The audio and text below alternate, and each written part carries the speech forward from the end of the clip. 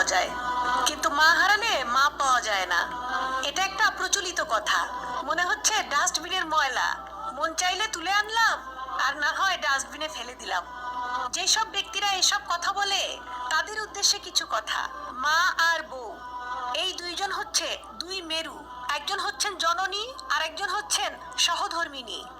মা হচ্ছেন জন্মদাত্রী আর স্ত্রী পরিপূর্ণতা দানকারী। একজনের সাথে আর একজনের তুলনা করা মূর্খতা ছাড়া আর কিছুই নয়।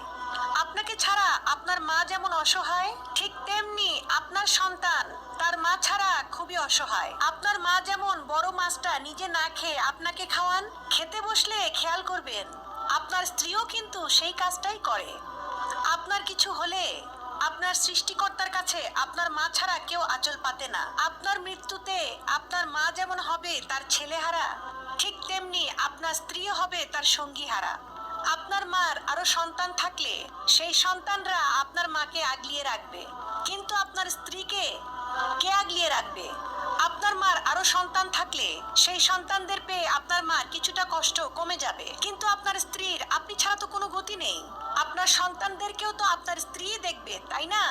আপনার মা অন্য সন্তানদের সাথে বাকি জীবনটা কাটিয়ে দিবে, কিন্তু আপনার স্ত্রী কি নিয়ে বাঁচবে? আর সন্তানদেরই বা কি ভবিষ্যৎ হবে?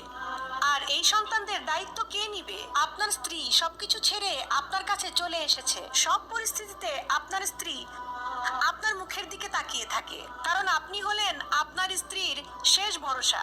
তাই একজনের সাথে আরেকজনের তুলনা করবেন না, কারণ দুইজন দুইজনের জায়গায় শ্রেষ্ঠ। একজন হলেন জননী আর একজন হলেন ঘরণী।